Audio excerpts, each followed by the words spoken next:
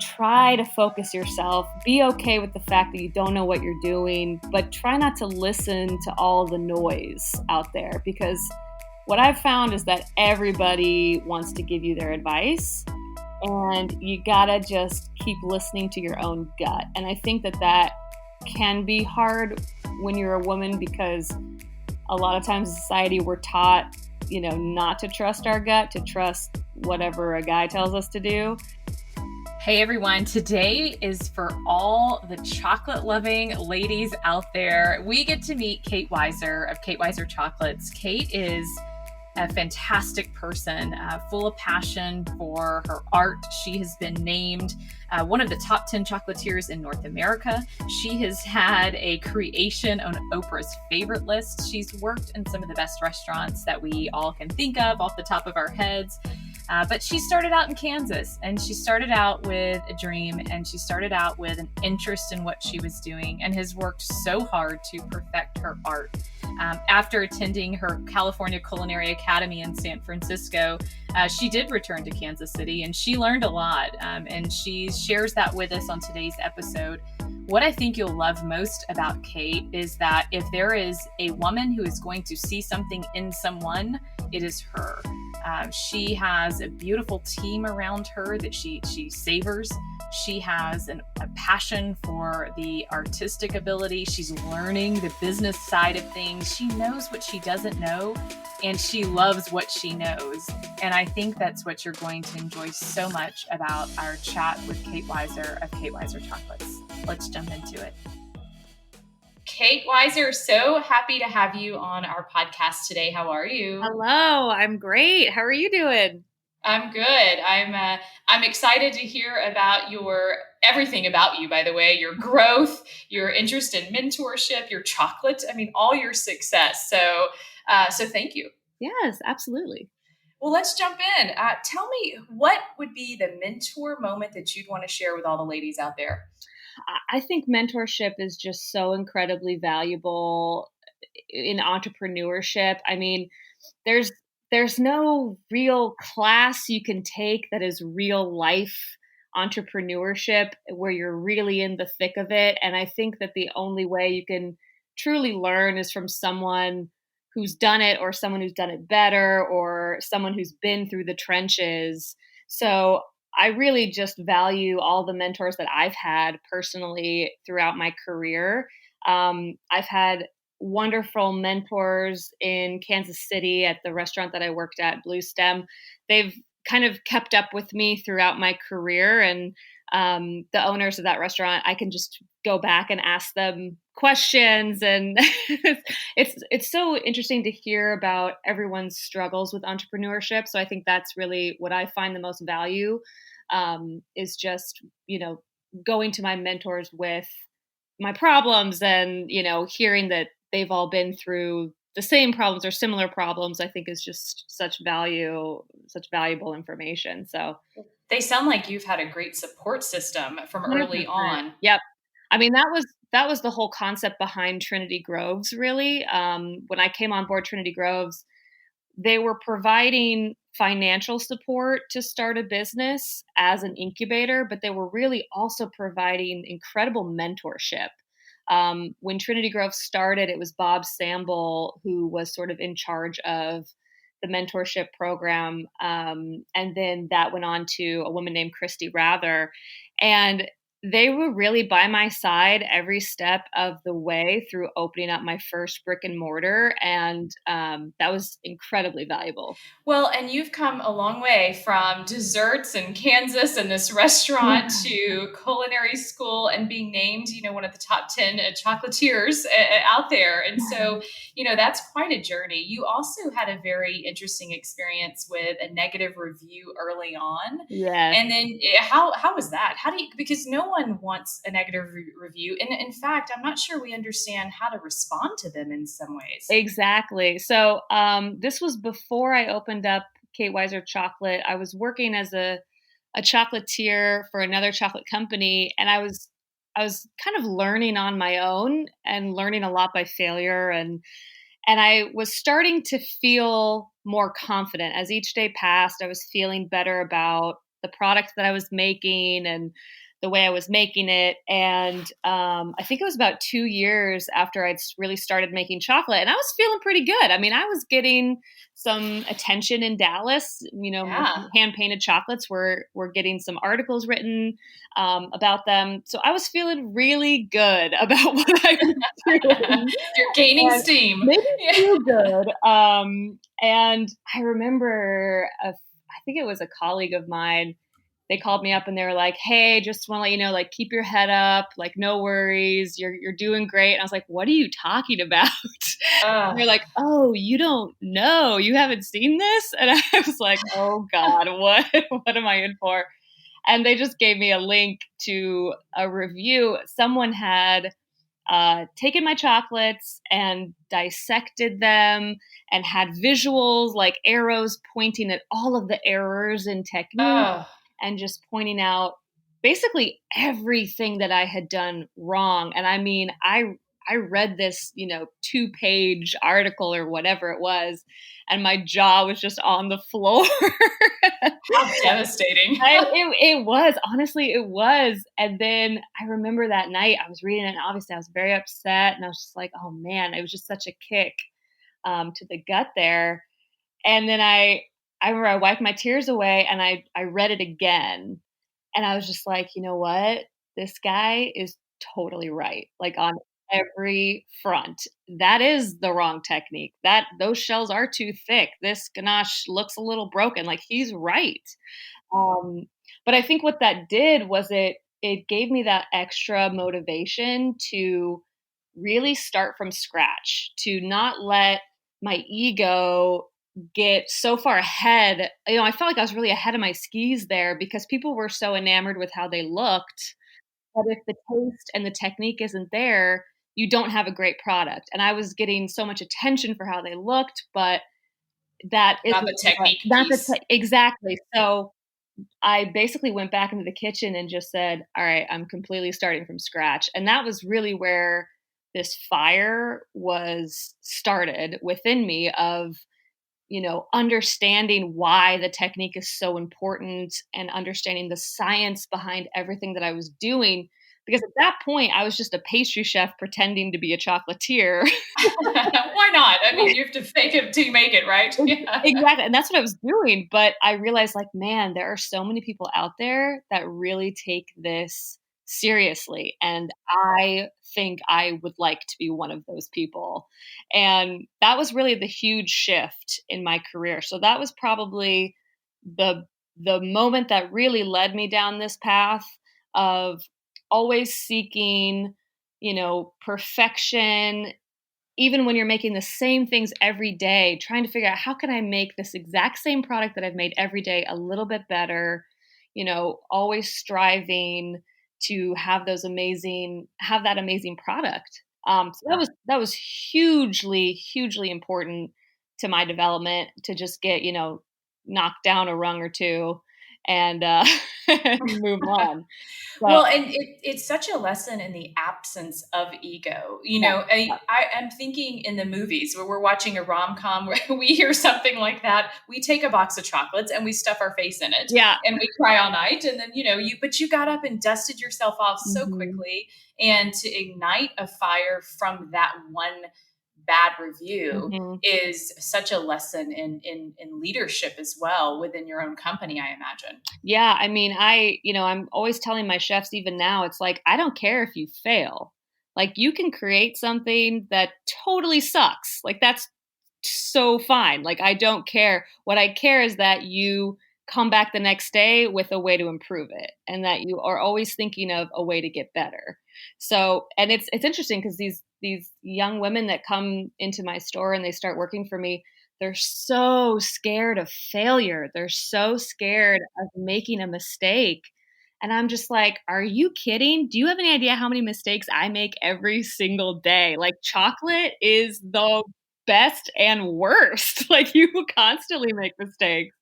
So, a lot of what I do with my staff is just try to get them comfortable with failure and comfortable with mistakes and to use that, not to let that get you down, but to use it to fuel you forward.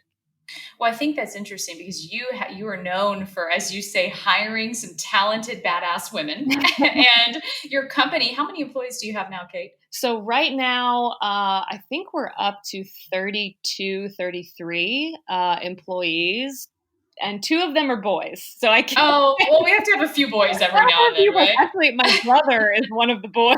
Oh, okay. He's definitely welcome. Yeah. He's definitely welcome. So he's in the shipping department. But yeah, we've Oh, got a lot okay. of ladies, a lot of ladies. That's so fantastic. And it sounds like to develop them, you give them that safety net of failure. It's Yeah. okay. Come to me with a solution Yep. and not a problem, Yep. right? That classic mentality. When they start from where they are developed now, are they thinking of their own individual careers in chocolate? I mean, have you taken someone that knew absolutely nothing and now they've grown out of this, or are they growing with you in it? I think I see a lot of both. Many young people come into my kitchen wanting to learn this whole new skill. You know, what we do is such a niche skill.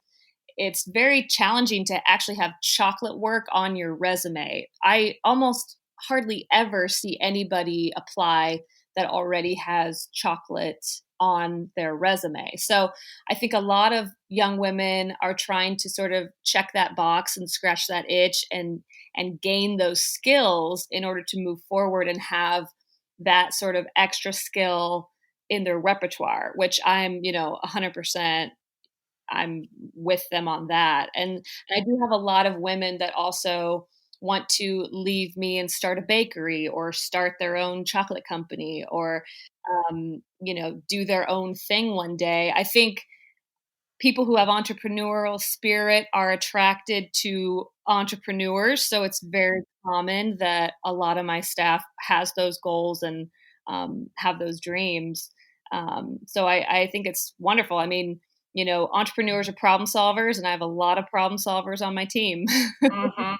And we need more problem Yes. solvers. I think it's wonderful that there's usually two directions for growth, right? It's stay within and Mhm, build and grow and see how we can change and shift in our own business. mhm, And then the second path being where do you go on your own journey? mhm, And the fact that you're not threatened by either of those mhm. is wow. I mean, Yeah, not many people are. I mean, they think very small minded, like, yeah. oh, if I spend my time and train and develop you, you better stay here with me for the rest of your life. Yeah, no, I mean, I'm pretty realistic in that. I mean, again, like that's what I did, right? I went and worked for a chocolate company, and then 4 years later, I started my own venture. So, that wasn't that long ago, and I still remember that. And you can either be supportive and, help them along the way, or, you can take another route. And I just choose to, stay in my chefs' lives. I mean, we're such a tight knit group. There's only 5 of us chefs, and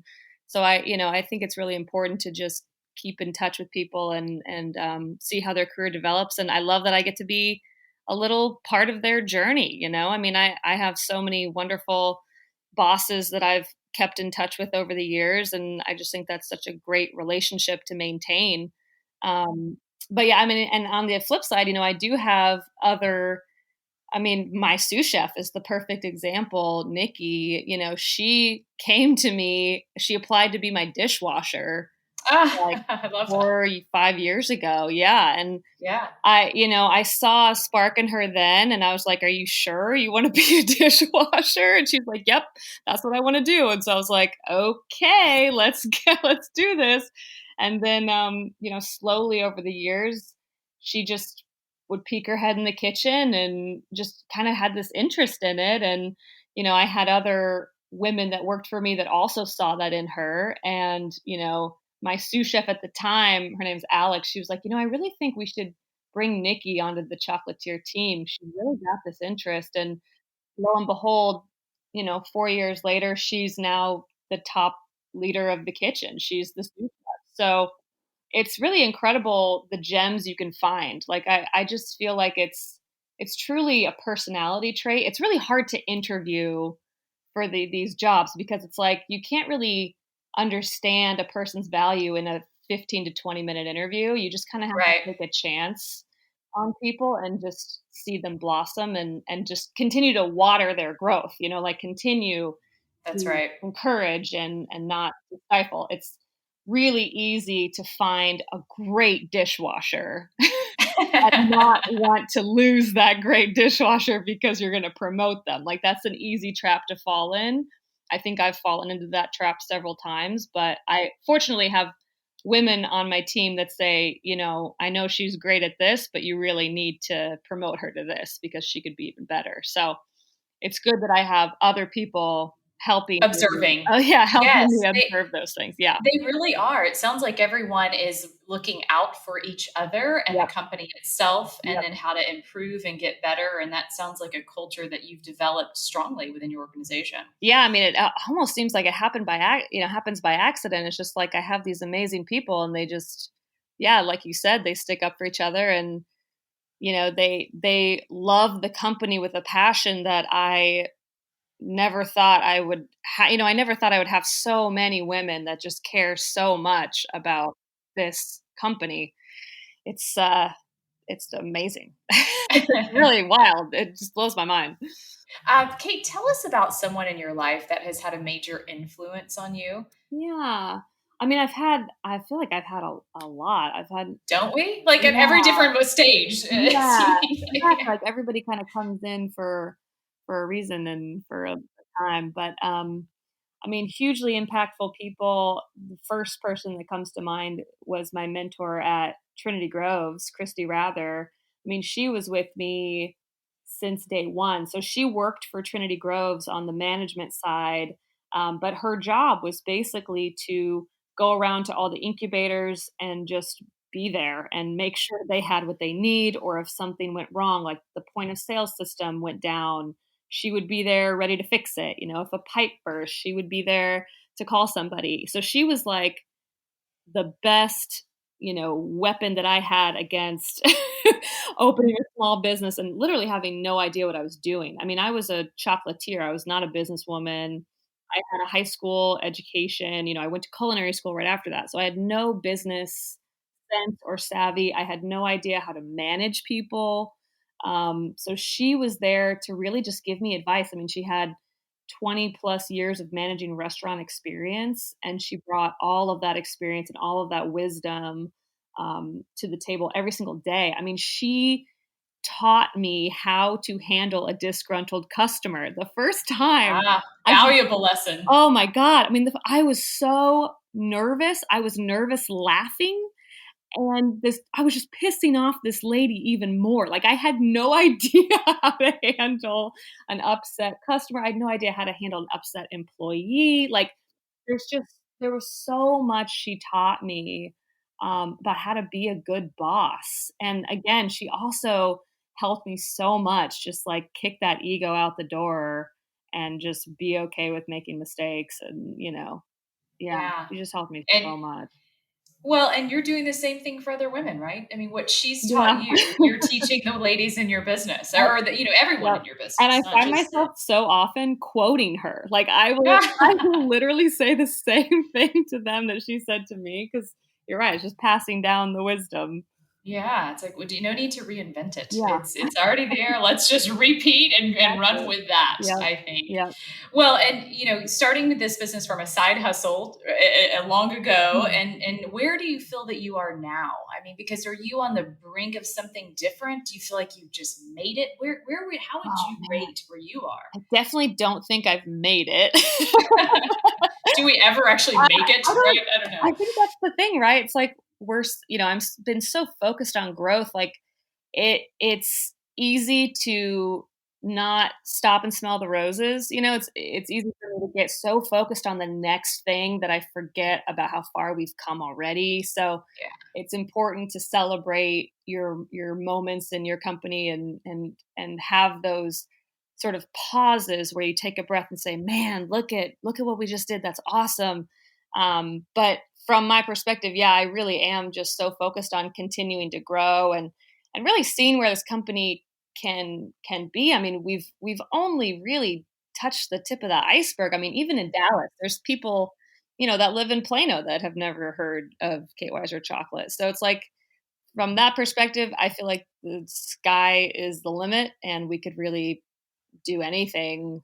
especially if we have the right team together. So yeah, Well, I and it think we sounds got like along well. post-COVID, it sounds like post-COVID, you have a new fire even. I mean, Oh, just or a oh, different type of fire oh my burning and gosh. ready to go. 100%. I mean, getting through COVID, yeah, I mean, really, it was a full year of just uncertainty and hanging on for dear life and total survival. That was the mentality of 2020 was just survive, survive another day, make payroll another day, get the cat, have the right cash flow to buy the chocolate another day. So it was like living truly in the present moment. I mean, things were changing every week, it seemed like, with policies and what was going on with the country and the world, and so that was total survival mode. And then as we've started to come out of it, it just gave me that much more confidence that, okay, as an owner, I'm capable of making the really hard decisions to keep this company surviving so that we can bring people back, so that we can, because oh man, I went from 35 employees down to three, and I was one of the three. Oh, wow. Yeah, That's a big change. it was a huge, huge change. So, I mean, talk about a somewhat well oiled machine. All of a sudden, I didn't have any money for payroll, and I was thrown back into pretty much year one when I was kind of we were wearing all the hats. Um, man, that was so tough. But as the sales started to increase a little bit and and then we got the PPP loans, we were able to Yep. bring pretty much everybody back. Good. So that was incredible. But since then, it's just been okay. We've made it through. Now let's really hit the ground running. I mean, we have done so many different investments this year that you know are scary and risky, but I'm really hoping that they'll pay off. And I'm just ready to move forward and go nuts. I love your Yeah. enthusiasm, which, yeah, and you have such a tight knit group of team members and employees that getting everybody back, everyone has seemingly learned quite a bit and become very nimble. And Mhm, when you're nimble, you are able to jump and you mhm. are able to take those risks. And so it sounds like you've done that really well. Well, I'm a huge fan of your chocolate, by the way. So I mean, how can you not? They're beautiful, they're delicious. The creativity behind it. My son chooses based on color, just so you know, Sure, sure. which is No okay, worries. whatever, however you want to select it. But you had an even bigger fan than us, which which was Oprah and her favorite list. You Oh, have to yeah. tell us about this. Oh my Oh, gosh, this was the oh, craziest thing. Well, it was Carl the Snowman, one of our yep. holiday products that actually ended up getting on that list. But yeah, the way Oprah found out about us, we had just started a partnership with Neiman Marcus. They have been an incredible wholesale partnership for us over the years. 2018 was the first year they discovered Carl the Snowman. I think there was an article about him in Dallas Morning News. You'll find that I refer to Carl as like a human being. I know, I can tell. I love this. I So, just want to meet Carl. Carl. Yeah. I haven't met him yet. Okay. But anyway, so they were huge fans of Carl and wanted to really. Also, they're a Dallas company, so they wanted to support a Dallas local business, and it really just fit perfect, that partnership. And they actually took Carl on the road. They took him to New York in 2018 to this big press conference, sort of revealing all of their really fun products that were coming out that holiday season. And that's how the Oprah people found out about Carl. They got a sample Ah, from that press conference. Yeah, so it was really amazing. And then after they got the sample, they basically just emailed me and asked me for more samples. And of course, you get an email from O Magazine. I immediately oh, just freaked out, like totally freaked out. And Carl is fragile, and this was before we had even really figured out how to ship him. So, like, I bought a plane ticket and I hand you delivered escorted Carl? I escorted Yes. Carl to Hearst Tower in New York, and then I hopped back on a plane and came back home. Oh, I love So, that. yeah, I just didn't want anything bad to happen to No. Carl on the way. And then, I mean, they really kept you in limbo for a few months. So that was also a very, very high risk situation because Carl takes so much labor. You actually have to start making him months and months and months in advance because it just takes so much time. And then the packaging also at that point was coming from China. So you had to order all of the packaging way ahead of time. So before Oprah even said, yes, you are on the list, we had to spend about $100,000 on this Wow. investment, banking on the fact that we thought it was going to happen. Now, if it hadn't have happened, then we'd be sitting on gigantic mounds of inventory and it would have eaten up all of our cash flow for the whole year. So it was a huge risk and my partners were like 100% behind taking that risk. And it just happened to be one of those things that totally paid off because September came and they, told us we had gotten on it. And at that point, I already had like an army of 40,000 Carls ready to go. Really? Oh, Yes. wow. Yeah, because we had to make them in advance. So that was like oh, thank God. Thank God that worked out. That do they prepare you for that volume? Do they say like, "Hey, if you make the list, be prepared because, you're going to have such a high demand, your Yeah. business needs to shift." I mean, do they give you any idea of Oh, how that will look? a little bit, a little bit. They require you to sell on Amazon in order to be part of the list. And what I ended up doing to try to get a more realistic, accurate representation of what I should make, I called a bunch of other uh, smaller companies that had gotten on this list and just asked them, like, how much did your volume go up, year over year? Like, what was your increase? And everybody I was talking to was saying it was times four or times five the year prior. So that was the kind of the number that I kept in my head was okay. Let's figure out how to make go Quadruple from the yeah. like I think we were making 6,000 at that point, and then we had 3 months to figure out how to make like 40,000. So yeah, it was pretty nuts. It was pretty nuts. Well, I have to know what was plan B for Carl? I mean, if he Oh my wasn't god. vacationing with like with Oprah, would all of these Carls gone? I mean, they're shelf stable to an extent. You Yeah. can keep them around for like Okay. 18 months or so. We probably would have just hung on to them, but Okay. you melt them in milk as well, so Ah, you're kind uh-huh. of getting that experience still, no matter what. But it would have just been devastating from a business perspective. Yeah, I love that you took the risk though. That's Man, let me tell you, yeah, I was good for you. I felt like an insane person that entire time just waiting. Yeah, I bet. Is there any advice, Kate, that you give women in your industry right now? Oh man, I mean, there's a lot of noise out there. I think as a woman, I don't know if it's just because I'm a woman or because I'm a human, but we all are just walking around not really knowing what we're doing. And I think Mhm. Yep. it's to, try to focus yourself. Be okay with the fact that you don't know what you're doing, but try not to listen to all the noise out there because what I've found is that everybody wants to give you their advice and you gotta just keep listening to your own gut. And I think that can be hard when you're a woman because a lot of times in society we're taught, not to trust our gut, to trust whatever a guy tells us to do. So I think that would be my advice is just try to cancel out that noise, focus on what you know is right, what you feel is right for your business. No two businesses are the same. What works for one person's business wouldn't necessarily work for yours. And I'm very leery about giving out advice to other chocolatiers or other business people because and I always start by saying this is what I do. It doesn't Right. mean it's what you should do, but this is one perspective. Like, it's just so easy to try to emulate your heroes. And I think you just got to also make sure you're doing what's right for your company.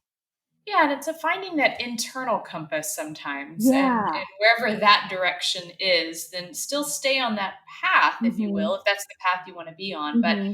you lending your perspective, other people lending perspective is always helpful. Yeah. You know, with that, as you well know now, because because of Christy. I mean, with that, that's how we make better choices and better decisions. But it sounds like you've always followed your internal compass as well, knowing what you loved to do. Yeah, a little bit. My dad always told me to trust my gut, so that's usually what I go with. That's good dad It advice is too, good isn't dad advice. it? Well, Kate, where can everyone find your amazing chocolate? Oh my gosh, luckily a couple of different places. You can go Yay! into any one of my locations. We've got one at Trinity Groves, one at North Park Center, one at the shops at Clear Fork out in Fort Worth. We're sold in all the central markets in the state of Texas. So even if you're in Houston, San Antonio, you can go there. During the holidays, we're in every Neiman Marcus, all of their, I think, 36 locations around the country. And you can also order our products on our website, kateweiserchocolate.com. Now, Kate, this might be like asking which is your favorite child, but Yes, the chocolate question. I get this all yes, the you. I time. mean, come on. I mean, I'm in love with the safari bar. I always have been. That's my thing. But okay, what is your favorite right now? I bet it changes. It does change a lot, which I'm sure is I mean, I don't have any kids, but I'm sure your favorite child also changes and rotates That's right. depending That's on right. what they're doing. No one will admit that, by the way. But yes. But I mean, I'm a huge fan of our bonbons. I love the flavors. My chefs actually just created a cinnamon roll bonbon. It's a new limited edition flavor, and I am Ooh. obsessed with it. It tastes like you're biting into a cinnamon roll. It's got like a cream cheese, like frosting ganache, and then a cinnamon Ooh. caramel. It's so good. So that's my most recent favorite child. Yeah, that's something that I will be trying as well. Well, I always think when I pass by your store that or see your chocolate, it reminds me of more of a European experience Mm. because I always find there, I'm thinking strolling through Paris or something, but it's seasonal and it's beautiful and it's creative, and with that, it's reminiscent of being somewhere else. Mhm. Yeah, it's definitely a Mhm. little escape from Texas, I think, when you walk Yeah, which we're all looking forward to that. All right, Kate, thank you for joining our Working with Mentor and all the advice that you've shared. It's good to connect. Thank you so much for having me. Kate leaves us with some really great takeaways today. I mean, first and foremost, it's as we all know it, but maybe you need a friendly reminder on doing it. It's going with our gut always first and foremost. She is a success story from following that advice. Also, secondly, is filtering out the noise. I mean, she's built a fantastic business and is growing. I mean, can you hear the excitement in her voice for what is yet to even come? That lights a fire on me in my everyday life, just listening to her. She's filtering out everything else and she's moving ahead and in the direction that she wants to go in. I think, in addition, let's eat more Kate Weiser chocolate. If you are listening to this podcast, screenshot, tag in Kate's Instagram. She's at official KW chocolate. Tag her in, send us a screenshot, and I'll shout you out on our next episode of Working Women Mentor podcast. Please follow us on Spotify or Apple or wherever you're listening to this. And a review, I'd be so thankful for a review. It lets everyone know that we're worth listening to. You can find all the details for our show notes and how to reach Kate and how to reach me on ranialfers.com/9. And lastly, you're going to see a new really cool feature I'm excited about on our website when you head over there. You can actually leave an audio message to me directly. It ends up in my box and I will respond to you personally if you have a mentor moment you want to share. I've opened the communication channels up, so I'm excited when I hear from someone, and especially the women who want to share with others. Until our next episode of Working Women Mentor, I'll see you next time.